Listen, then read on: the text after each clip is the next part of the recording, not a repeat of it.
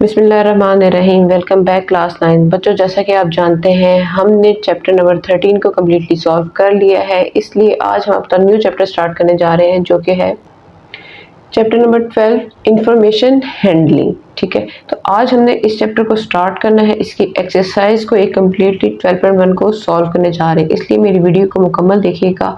और वो बच्चे जिन बच्चों ने मेरे चैनल को आज पहली दफ़ा देख रहे मेरी वीडियो को, उनको मैं बताना चाहती हूँ कि मैंने फिजिक्स की अब चैप्टर 1 की वीडियो भी अपलोड की है, चैनल के ऊपर आ गई होगी। आप लोग ज़रूर उस वीडियो को देखें। हम लोग अब फिजिक्स को भी साथ साथ कम्प्लीट करने जा रहे हैं ताकि आपके हर बुक का काम साथ के साथ मुकम्मल होता जाए। Chapter number 12 information handling. Information मतलब हमारे पास किसी चीज़ की मालूमात का होना, किसी भी किस्म की इंफॉर्मेशन मालूमात, चाहे वो हमारी वेट के मुतालिक हो या वो कह दें कि हम किसी भी और चीज़ के लिए हो, जैसे मरदमशुमारी होती है उसका डाटा हमारे पास आ जाता है, या हम किसी भी चीज़ को प्रोडक्ट को ले लेते हैं, कोई भी सर्वे कर लेते हैं, उसकी इंफॉर्मेशन आ जाए तो उस इंफॉर्मेशन को हमने हैंडल कैसे करना है, उसकी हैंडलिंग को, उसके लिए हमें ग्रुप्स बनाने पड़ते हैं, उसके लिए हमें उस इंफॉर्मेशन को एक मैनेजेबल वे से रिप्रेजेंट करना पड़ता है।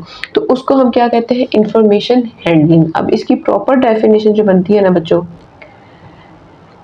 To know about something is known as information. किसी भी चीज़ के मुतालिक कुछ हमें पता होना, नो मतलब इंफॉर्मेशन होना, कोई भी चीज़ का हमें पता होना, वो क्या होता है, इंफॉर्मेशन होती है। And to represent that information in a manageable way, और उस इंफॉर्मेशन को एक तरीके के साथ, सलीके तरीके के साथ किसी चीज़ को बयान करने के so way that useful conclusion can be drawn, जिसके बाद हमें एक अच्छा सा रिजल्ट मिल जाए, इज कॉल्ड इंफॉर्मेशन हैंडलिंग। ठीक है, क्या मतलब हुआ कि एक इंफॉर्मेशन है उसको अच्छे तरीके से हम अगर रिप्रेजेंट कर दें, बयान कर दें, तो वो क्या कहलाती है, इंफॉर्मेशन हैंडलिंग कहलाती है। कि डेफिनेशन है, इंपॉर्टेंट है, पेपर में आ सकती है, न्यू बुक है बच्चों, इसलिए हमें कोई आइडिया नहीं है कि पेपर कहाँ से आए, इसलिए हमने हर छोटे छोटे पॉइंट को ज़रूर करना है। Collection of meaningful information in the form of facts and numerical figures is known as data। क्या मतलब हुआ, कलेक्शन ऑफ मीनिंगफुल इंफॉर्मेशन, हमारे पास कोई सही चीज़ का एक कलेक्शन होनी चाहिए। अब ये नहीं है कि आप एक चीज़ चेयर के ले लो, एक तरफ से टूटी हुई चेयर की एग्जांपल ले लो, कलेक्शन कर लो। रूम घर के अंदर आप लोग अगर बुक्स की कलेक्शन की इंफॉर्मेशन लेनी है तो आपके पास तमाम बुक्स एक जैसी होनी चाहिए। ठीक है, ऐसी नहीं कोई फटी हुई है, कोई ख़राब है, कोई इंग्लिश की है, कोई किसी और मुल्क चीज़ की है, तो इसलिए तो क्या कहते हैं, डाटा। डाटा का वर्ड बहुत सारी जगह पे आगे यूज़ होने वाला है। Information handling is the process of collecting, किसी चीज़ को इकट्ठा करना, ऑर्गेनाइजिंग, अरेंज करना, समराइजिंग, उसका कोई रिजल्ट निकालना, एनालाइज, उसके ऊपर गौर करना, एंड इंटरप्रिटेटिंग न्यूमेरिकल डाटा, और उसको प्रेजेंट करने को क्या कहते हैं, इंफॉर्मेशन हैंडलिंग कहलाते हैं। अब डाटा की 2 टाइप्स होती है बच्चों, एक डिस्क्रीट डाटा होता है, एक कॉन्टिन्यूस डाटा होता है। अब डिस्क्रीट डाटा वो होता है जिसके अंदर हमारे पास एग्जैक्टली एक नंबर हो, एक क्वांटिटी का नंबर रिप्रेजेंट होता है। जैसे हम एग्जांपल ले लें कि मेरे पास इतनी बुक्स हैं, तो वो 1 2 3 4 5 बुक्स होंगी, हमारे सिलेबस के टोटल 9 बुक्स हैं। ठीक है, तो हम कभी भी ये नहीं कह सकते कि हमारे पास 9.5 बुक्स हैं या 9.3 बुक्स हैं। मतलब एक ओरिजिनल नंबर की फॉर्म में आपके पास जो डाटा होता है वो डिस्क्रीट डाटा होता है। अब कॉन्टिन्यूस डाटा क्या होता है, जो हमारे पास केजीज हो गए, हमारे पास जो डेसिमल की फॉर्म में, ओवर की फॉर्म में वैल्यू सारी होती है, वो हमारे पास कॉन्टिन्यूस डाटा होता है। मतलब कि वो चलता जा रहा है, कंटिन्यू है, वो रुक नहीं रहा, वो हमें एक प्रॉपर आंसर नहीं दे रहा। ठीक है, ये 2 टाइप्स होती हैं, ये भी डेफिनेशन आ सकती होती है, ये भी इंपॉर्टेंट है। Group and ungroup data. अब बच्चों, ग्रुप डाटा वो होता है जिसके अंदर हमारे पास ग्रुप्स बन जाते हैं, हमारे पास फ्रीक्वेंसी आ जाती है। अनग्रुप डाटा एक होता है कि जो ऐसे ही नंबर्स हमारे पास रैंडमली दिए हों, ठीक है, कुछ ना कुछ, उनको हमने अनग्रुप डाटा को ग्रुप्स की फॉर्म में बाद में कन्वर्ट करना होता है। ये चीज़ मैं आपको बता दूंगी। ये आप लोगों ने, मुझे उम्मीद है जिन बच्चों ने 6 7 8 क्लासेस अच्छे से की हुई है तो उनके अंदर थोड़ा थोड़ा आइडिया था, चैप्टर्स केवल दिए हुए थे। ये टैली मार्क कैसे फाइंड करते हैं, क्लासेस कैसे बनाते हैं, क्लास बाउंड्रीज कैसे बनाते हैं, ये सारा कुछ है। ठीक है, लेकिन कुछ ना कुछ आइडिया, हम ये डिटेल के साथ चैप्टर है तो मैं आपको ज़रूर साथ के साथ समझाती जाऊँगी कि हमने क्या किस तरह करना है, हर चीज़ को कैसे फाइंड करना है। तो इसलिए आपने परेशान नहीं होना, वीडियो को मुकम्मल देखना है। अब फ्रीक्वेंसी डिस्ट्रीब्यूशन के लिए हमें क्या चाहिए होता है, साइज ऑफ क्लास चाहिए होता है, उसको फाइंड करने का मेथड ये होता है। क्लास लिमिट्स होती हैं, फ्रीक्वेंसीज होती हैं, और बहुत सी टेली मार्क्स, बाउंड्रीज, ये सारी चीज़ें अब हम एक्सरसाइज स्टार्ट करते हैं तो साथ के साथ मैं आपको एक्सप्लेन करती जाऊंगी। तो चलिए एक्सरसाइज 12.1 को स्टार्ट करते हैं जल्दी से। The following distribution represent the score achieved by a group of chemistry student in the chemistry laboratory। कुछ बच्चों ने कुछ किया है, टेस्ट दिया है, उन्होंने लेबोरेटरी में परफॉर्म किया है तो उनका ये स्कोर आया है। तो स्टूडेंट्स इस ग्रुप में थे और नंबर ऑफ स्टूडेंट्स ये थे, ठीक है। ग्रुपिंग होगी और उनके कितने नंबर थे। अब उन्होंने कहा है हमारे पास कुछ क्वेश्चंस दे दिए, अब हमने उन क्वेश्चंस का आंसर करना है इस डाटा को लेते हुए, ठीक है। तो चलिए सॉल्व करते हैं हम इसको। जी बच्चों, पहला क्वेश्चन उन्होंने हमसे क्या पूछा है, what is the upper limit of the last class. Upper limit और लोअर लिमिट का आपको पता है, नहीं पता तो ये हमारे पास बच्चों जो पहली वैल्यूज होती हैं वो तमाम वैल्यूज लोअर लिमिट्स की होती हैं और जो राइट साइड पे होती हैं वो तमाम वैल्यूज अपर लिमिट्स की होती हैं। तो उन्होंने कहा है लास्ट क्लास का आपने अपर लिमिट की वैल्यू को बताना है। तो लास्ट क्लास हमारे पास ये है, उसकी अपर लिमिट हमारे पास क्या है, 53 है। तो जस्ट आपने आंसर में लिख देना है 53, कुछ नहीं करना, आपने वैल्यूज को देखना है और आंसर लिख देना है। इसी तरह हमारे पास पार्ट 2 दिया हुआ है, what is the lower limit of the class 39 and 43। अब इन दो वैल्यूज में से हमारे पास जो लोअर लिमिट है ना वो 39 की है, ठीक है। तो हमने आंसर में क्या लिख देना है, 39। कितने मजे के क्वेश्चन है ना, जल्दी से सॉल्व हो रहे हैं। What is the mid point of the class 34 and 38। तो मिड पॉइंट फाइंड करने का फॉर्मूला बच्चों ये होता है कि आप दोनों वैल्यूज को ऐड कर दें और डिवाइडेड बाय 2 कर दें। जब इन दोनों वैल्यूज को हमने ऐड किया तो हमारे पास जो आंसर आ रहा है, कैलकुलेटर यूज करते हैं, 34 plus 38 is equal to 72 divided by 2 करें तो हमारे पास क्या आंसर आ रहा है, डिवाइडेड बाय 2 किया तो एग्जैक्टली हमारे पास आंसर 36 आ गया। तो हमारे पास मिड पॉइंट इन दो वैल्यूज को क्या आ गया है, 36 आ गया, ठीक है। अब नेक्स्ट उन्होंने पूछा है what are the class frequencies of 29 to 33। अब इसकी फ्रीक्वेंसी क्या है, 29 टू 33 की इसकी फ्रीक्वेंसी अगर आप यहाँ से देखें तो हमारे पास 6 आ रही है, ठीक है। एक तो 6 होगी, दूसरी उन्होंने वैल्यू दी है 44 टू 48। तो 4 टू 48 की हमारे पास फ्रीक्वेंसी है 15, ठीक है। तो इसका आंसर में हम लिख देंगे 15। उसके बाद है what is the size of class limits. हमारे पास किस साइज के क्लास लिमिट्स दिए हुए हैं बच्चों, अगर आप देखें तो 24 से लेके 28 तक की वैल्यूज हैं, ठीक है। तो 24, 25, 26, 27, 28, 5 का डिफरेंस आ रहा है, ठीक है। तो इसलिए यहाँ पे आंसर हमारे पास क्या आ जाएगा, 5 आ जाएगा। हर क्लास को आप काउंट करके देख लें, सबके दरमियान 5 का ही डिफरेंस आ रहा है और जो डिफरेंस होता है वही हमारे पास क्या कहलाती है, क्लास लिमिट कहलाती है। In which group does minimum numbers of student fall. सबसे कम जिसके अंदर बच्चे हैं वो कौन सा ग्रुप है, वो 24 टू 28 वाला है। तो हमने यहाँ पे क्या लिख देना है, 24 टू 28, ओके। उसके बाद उन्होंने पूछा है what is the lower limit of the class having 15। Lower limit जिसमें 15 फ्रीक्वेंसी दी हुई है उसकी लोअर लिमिट क्या है। तो ये देखें 15 यहाँ पे दिया, उसकी लोअर लिमिट हमारे पास क्या बन रही है, 44 बन रही है। तो हम क्या लिख देंगे, 44। What is the number of students having score between 24 and 43। बच्चों का स्कोर बताएं जो 24 से लेकर 43 के दरमियान में आ रहे हैं। ये देखें 24 से लेके 43 मतलब हमारे पास 3, 6, 12 एंड 23 ये वैल्यूज को अगर ऐड कर दें, 3 प्लस 6 प्लस 12 प्लस 23 तो हमारे पास टोटल स्कोर आ जाएगा, ठीक है। तो कैसे आएगा, अब देखें 3 प्लस 6 प्लस 12 प्लस 23 ये आ गया हमारे पास 44, ठीक है। इसी के साथ बच्चों हमारा क्वेश्चन नंबर 1 कंप्लीट होता है। चलते हैं क्वेश्चन नंबर 2 की तरफ। अब बच्चों क्वेश्चन नंबर 2 है, for a school staff the following expenditures are for repair of chairs. ये वैल्यूज दे दी गई हैं। उन्होंने कहा है prepare a frequency distribution by tally bar method using 3 of the size class limits. आपने 3 साइज लिमिट्स लेते हुए क्लास लिमिट्स का फ्रीक्वेंसी डिस्ट्रीब्यूशन बनाना है टेली बार के जरिए। And write down what are the frequencies of the last 3 classes. और आपने बतानी है आखिरी 3 क्लासेस की फ्रीक्वेंसी क्या आई है। तो सबसे पहले तो आप देख लेंगे इसमें से सबसे छोटा छोटा नंबर जो हमारे पास है, जो ग्रुप बनेगा वो कौन सा नंबर, सबसे छोटा नंबर आप ढूंढे सबसे पहले कि कौन सा है। 145 है सबसे छोटा, ये देखिए 144, ठीक है 144 से छोटा कोई भी नहीं है, ठीक है। तो सबसे छोटा नंबर हमारे पास 144 आ गया, इसलिए हमने 144 से स्टार्ट करना है अपने ग्रुप को बनाना, और 3 के डिफरेंस के साथ जो हमारे पास बताया गया है, मतलब 144, 145, 146, इस तरह करके हमने अपने ग्रुप्स बनाने, ठीक है।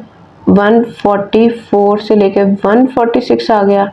अब नेक्स्ट होता है 147 से, 147 से 147, 148, 149, 149 तक चला गया। इसी तरह आप 150 से अगला ले लेंगे, और फिर यहाँ पे क्या आ जाएगा 152, 3 को ऐड करते जाएं, और 153, 155, 156, 158, 159, 161, 162 से अगला, और 164, उसके बाद 165, और उसके बाद क्या आ जाएगा 167, ठीक है। अब ये हमारे पास तो बन गए हैं ग्रुप्स। अब हमने सबसे पहले तो टैली मार्क को फाइंड करना है। वो कैसे फाइंड करना है बच्चों, देखें बहुत ही आसान मेथड है, उम्मीद है आप लोगों को पहले भी सीखा हुआ है, नहीं सीखा हुआ तो आज जरूर सीख लीजिएगा। आपने हर वैल्यू को देखते जाना है और टैली मार्क लगाते जाना है। जैसे यहाँ पे 145 है, सबसे पहले हमारे पास वैल्यू दी हुई 145 की, तो आप देखिए 145 कहाँ पे आएगा, 145 इस वैल्यू में आएगा, तो आप एक लाइन यहाँ पर लगा लें। इसी तरह सेकंड वैल्यू को देखें तो हमारे पास 152 दिया हुआ है, उसके बाद 153 दिया हुआ है, तो 152 इसमें आएगा, एक लाइन यहाँ पे लगा दी, 153 इसमें आ रहा है, यहाँ पे लगा ली। इसी तरह आप डाटा को देखते जाएं, वैल्यूज को आप टैली मार्क को लगाते जाएं। अब टैली मार्क को लगाने का एक चीज मैं और बताना चाहती हूँ, सबसे पहले तो ये मैं कर लेती हूँ ना कि कहाँ कहाँ टैली मार्क आ रहे, वैल्यूज को देखते हुए इसको सॉल्व कर लेती हूँ। आप भी मेरे साथ सॉल्व करें, ठीक है, मैं भी कर रही हूँ, आप भी करें। जी बच्चों, ये हर वैल्यू को देखते हुए मैंने टैली मार्क लगा लिया है। एक चीज़ मैं ये बताना चाह रही थी कि जैसे ही हमारे पास 4 डिजिट हो जाते हैं और अगर उससे आगे 5 नंबर आ जाए, तो 5 नंबर के लिए हमने क्या करना था, उस 4 को कट कर देना होता है, ठीक है। उसके बाद फिर 5, 6, 7, इसी तरह 10 आ जाए तो आपने क्या करना है, पहले 5 को कट कर दिया, फिर नेक्स्ट 5 को कट कर देना, मतलब 5th वाली लाइन हमेशा कट हो जाती है, वो 4 लाइन्स को कट कर देती है। तो अब हमारे पास यहाँ पे 4 आ रहा था, तो फ्रिक्वेंसी में मैं 4 लिख लेती हूँ। इसका आंसर 3 आ रहा है, इसकी 5, 6, 7 आ रही है फ्रिक्वेंसी, इसकी 5 आ रही है, इसकी 4 है, 4, 1 एंड 2, ठीक है। और इन टोटल नंबर्स को अगर काउंट करें तो हमारे पास 30 आंसर देता है। समीशन F लिख लें इज इक्वल टू 30, ठीक है। और यही चीज़ हमने फाइंड करनी थी। उन्होंने कहा था लास्ट में आपने बताना है कि लास्ट 3 बच्चों की फ्रिक्वेंसी कितनी आई है। तो लास्ट 3 ग्रुप्स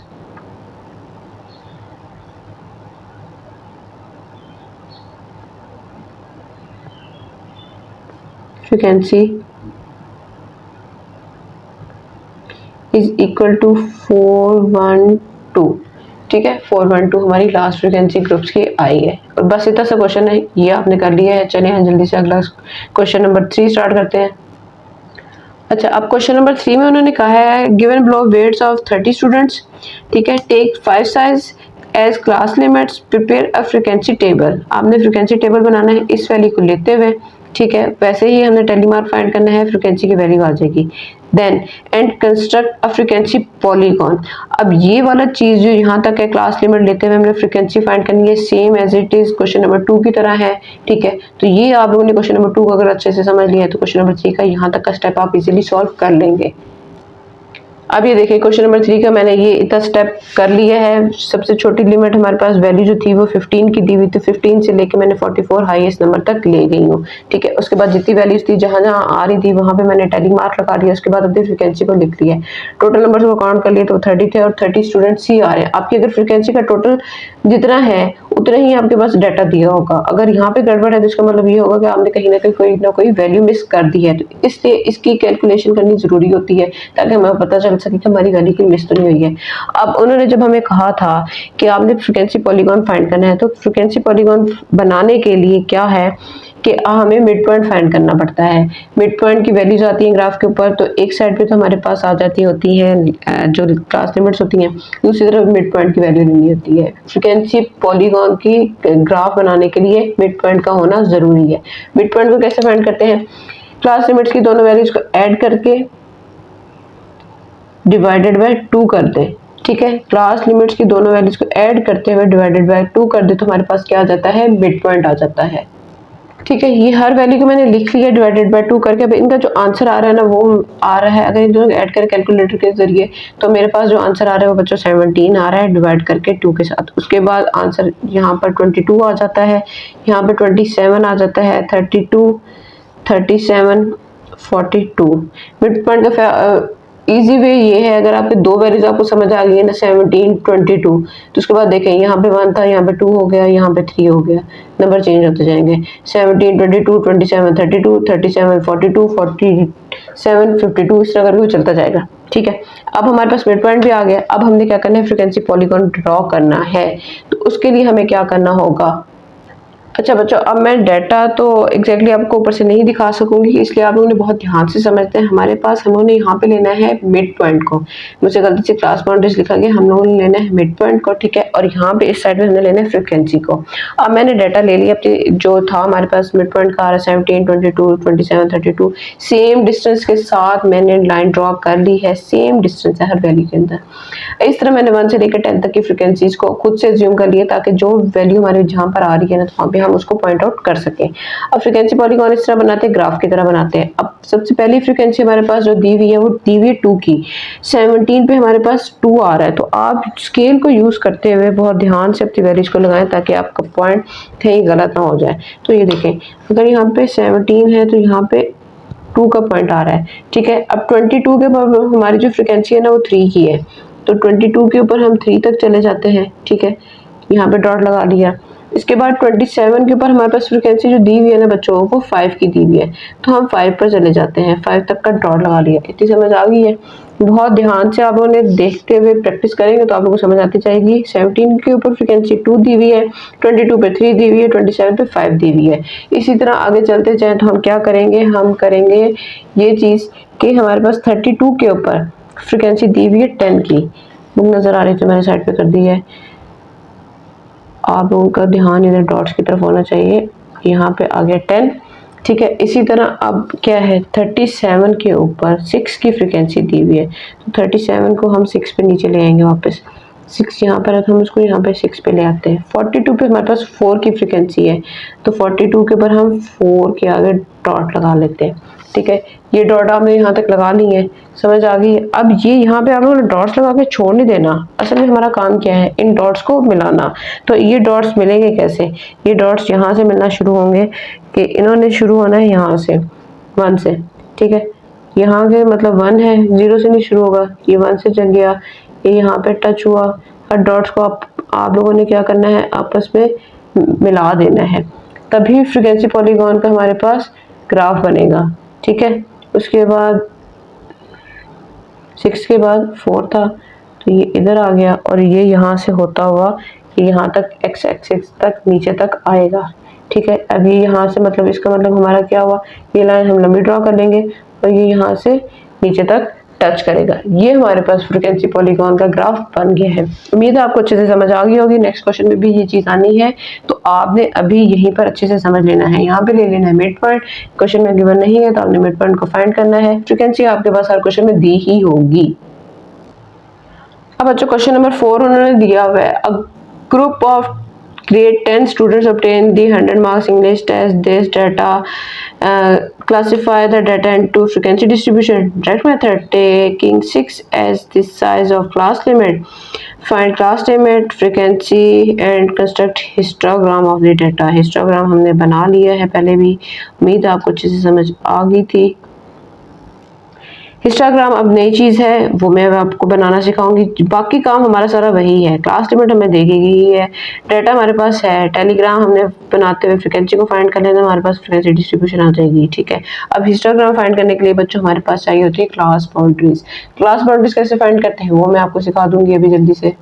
इसलिए वीडियो को लाजमी मुकम्मल देखना है ताकि आपका कहीं भी कोई भी स्टेप मिस ना हो। ज़रा सा मिस हो गया, आपको समझ नहीं आने की क्लास बाउंड्रीज एकदम से कहाँ से आ गई और कैसे फाइंड होगी, तो इसलिए सब्र। अब ये देखें, हमारे पास उन्होंने लिमिट्स दे दी थी, ठीक है, उन्होंने 6 की लिमिट दे दी थी, तो 33 से लेकर 38 के दरमियान में 6 का ही डिफरेंस आ रहा है। टेलीग्राम मैंने टेलीमार्क फाइंड कर लिया, फ्रीक्वेंसी को मैंने लिख लिया। अब हमने क्लास बाउंड्रीज फाइंड करनी। क्लास बाउंड्रीज फाइंड करने का मेथड बहुत इजी है बच्चों। आपके दरमियान जो अपर लिमिट और लोअर लिमिट दी होती है, अगर इन दोनों की वैल्यूज को माइनस कर दे, 39 माइनस 38, आंसर हमेशा 1 आता है। 1 को आपने क्लास बाउंड्रीज फाइंड करने के लिए क्या करना है, 2 पे डिवाइड कर देना है। तो जब 1 को आप 2 पे डिवाइड करेंगे तो बच्चों उसका हाफ होता है 0.5। अब क्लास बाउंड्रीज लिखने का मेथड ये होता है कि इसके अंदर 0.5 को हमने माइनस कर देना होता है और इस वैल्यू के अंदर हमने क्या कर देना होता है, 0.5 को प्लस कर देना है। अब 33 में से जब 0.5 को माइनस करेंगे तो ये 32.5 इसका आंसर आ जाता है। और इसी तरह जब 38 के अंदर 0.5 को ऐड करेंगे तो वो 38.5 बन जाता है। शुरू में आपको समझ नहीं आएगी, 8 क्लास में वैसे ये सब कुछ हो चुका है, 7 क्लास में भी हम ये सॉल्व कर चुके हैं, पर फिर भी समझ नहीं तो आप कैलकुलेटर यूज कर सकते हैं। जिन बच्चों की प्रैक्टिस है उनको समझ आ जाएगी। अब यहाँ पे 39 है तो ये हो जाएगा 38.5 टू 44.5, इसके अंदर ऐड करना है, इसमें माइनस करना है। 44.5, 50.5, 50.5 टू 56.5, 56.5 टू 62.5। हर वैल्यू देखें ऊपर नीचे सेम हो गई है, ठीक है। क्लास बाउंड्रीज फाइंड करने का मतलब ये होता है कि जब हमने बनाना है हिस्टोग्राम तो हमारे पास एक प्रॉपर डाटा हो, ठीक है। अब हिस्टोग्राम बनाने के लिए क्या करेंगे हम, अब हिस्टोग्राम को भी बच्चों आपने बहुत ध्यान से समझना है। इसके मेथड ये है कि आप लोगों ने नीचे की तरफ लेना होता है क्लास बाउंड्रीज को। जैसे हमने फ्रीक्वेंसी पॉलीगॉन में यहाँ पे मिड पॉइंट्स को लिया था, यहाँ पे हमने लेना है क्लास बाउंड्रीज को, ठीक है। ये कंफर्म चीज है, पक्की। और इस साइड पे हमने लेना होता है फ्रीक्वेंसी को, वाई एक्सिस पे फ्रीक्वेंसी को। अब फ्रीक्वेंसी की वैल्यूज हमारे पास 15 तक थी, तो मैंने क्या किया है, 2 का डिफरेंस लेते हुए यहाँ तक 15 तक ले आई हूँ, ठीक है। 15 लिखा नहीं तो 15 में लिख देती हूँ। नीचे हमारे पास जो वैल्यूज थी छोटी से लेके एंड तक, वहां तक मैं ले गई हूँ। अब फ्रीक्वेंसी पॉलीगॉन से हिस्टोग्राम डिफरेंट होता है बच्चों। अब 32 पे हमारी वैल्यू फ्रीक्वेंसी की क्या दी हुई है, फ्रीक्वेंसी की दी हुई है 1। तो मैं यहाँ से लेके ना 32 से लेके 38 के दरमियान तक, यहाँ तक क्या करूँगी, एक बॉक्स बना लूँगी, ठीक है। ध्यान से समझना, इसमें हमने बनाना होता है बॉक्सेस को, ठीक है। फ्रीक्वेंसी अगर आपके पास सामने लिखी हुई है तो मैं आपके लिए ईजी हो जाएगा। अब 38 से लेके 44 तक की फ्रीक्वेंसी हमारे पास दी हुई 6 की, तो हमने क्या करना है, यहाँ से स्ट्रेट लाइन 6 तक ले जानी है और यहाँ तक उसको मिला देना है, ठीक है। क्योंकि हमारा सेकंड ग्रुप जो था क्लास बाउंड्रीज का वो 38 से लेके 44 का था और उसकी फ्रीक्वेंसी आ रही थी हमारे पास 6 की।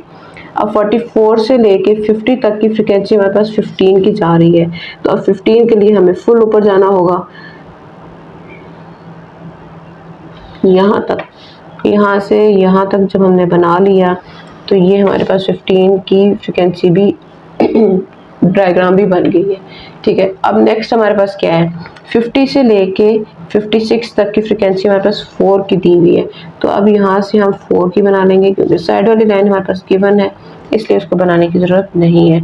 अब 62 से लेके 56 की है, तो 62 से लेके 56 की फ्रीक्वेंसी हमारे पास जो है वो 6 की है, तो हमें 6 तक जाना होगा, तो हम 6 तक चले जाते हैं, ठीक है। तो 6 तक जाने के लिए ये ले, इसको ऊपर कर दिया और यहाँ से इसको यहाँ से कर दिया बंद।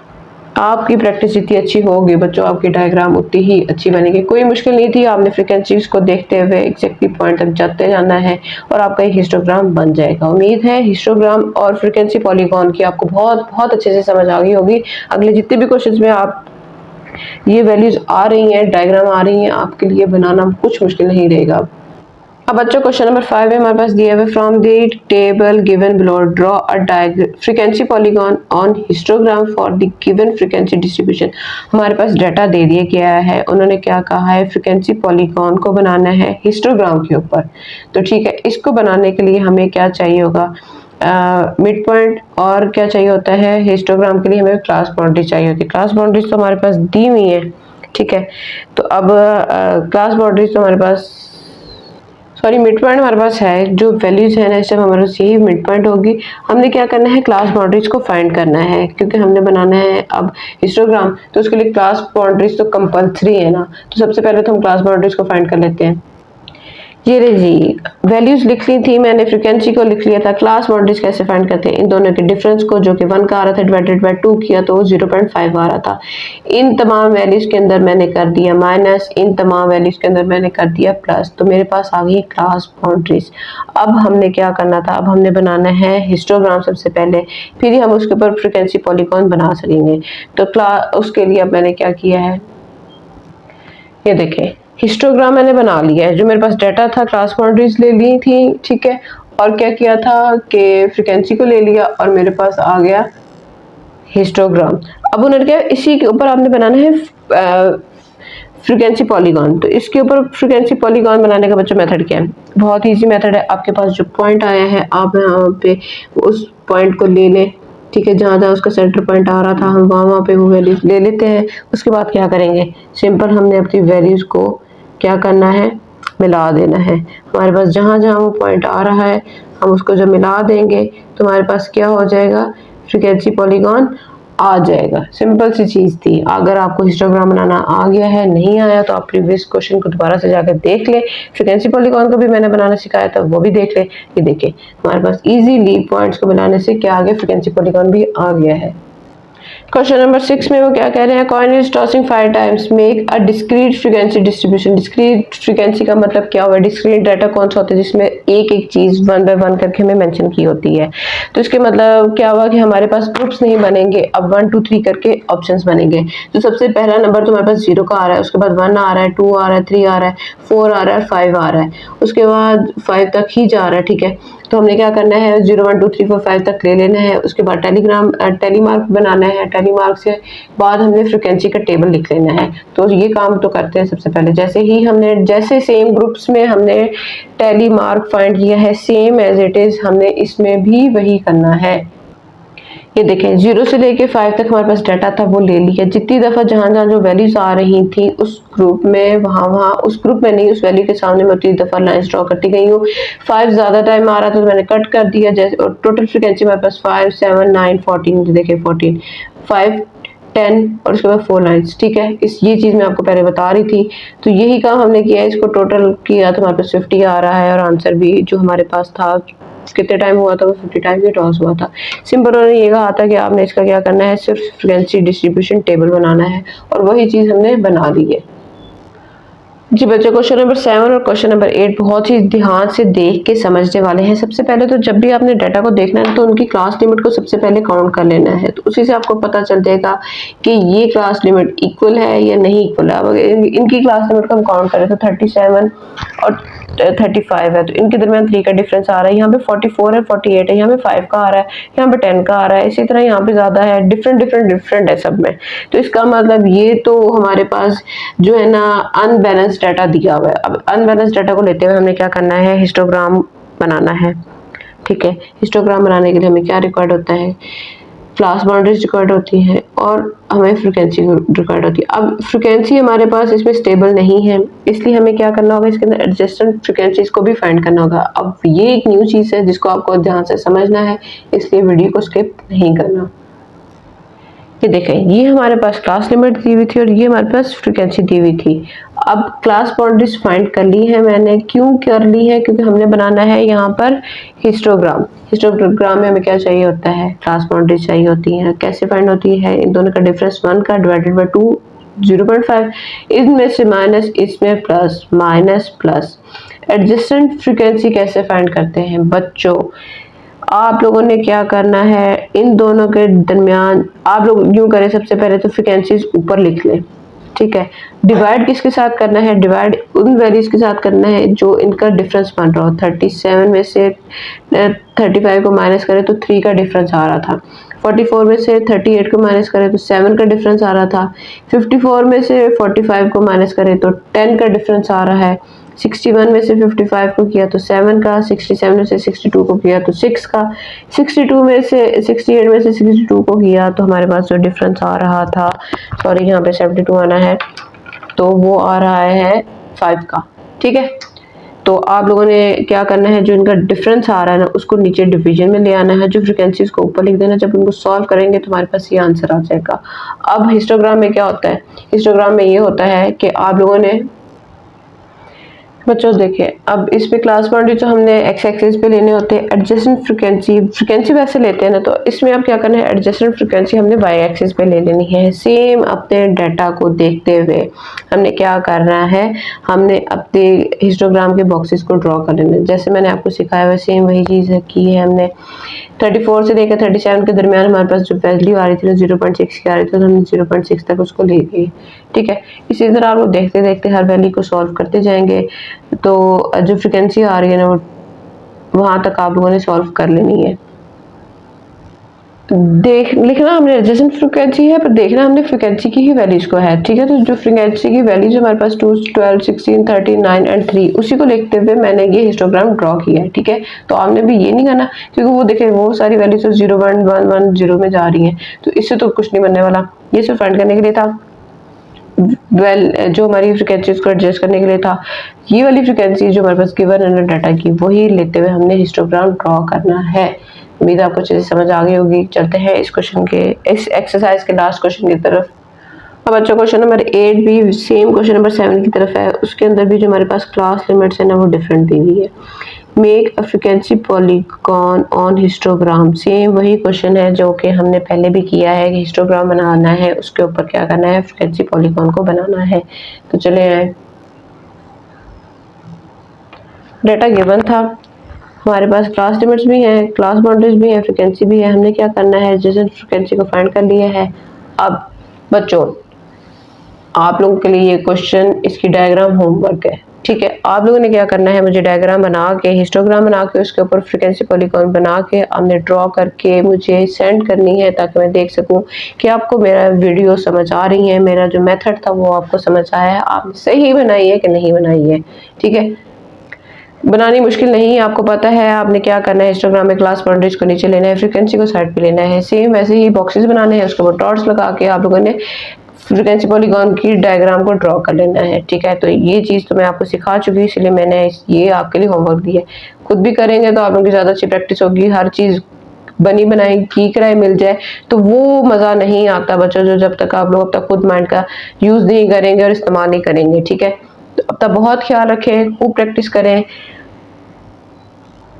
इसी के साथ हमारी आज की एक्सरसाइज 12.1 कम्प्लीटली सॉल्व होती है। उम्मीद है आप तब सब बच्चों को अच्छे से समझ आ गई होगी। अब तब बहुत ख्याल रखें, दुआ में याद रखें। जो बच्चे न्यू हैं मेरे चैनल पर, चैनल को सब्सक्राइब कर लें, वीडियो अच्छी लग रही हो तो लाइक कर लें, दोस्तों के साथ ज़्यादा से ज़्यादा शेयर करें। ये आपका प्यार होता है, मोहब्बत होता है। मिलते हैं अब अगली वीडियो में, तब तक के लिए अल्लाह हाफिज़।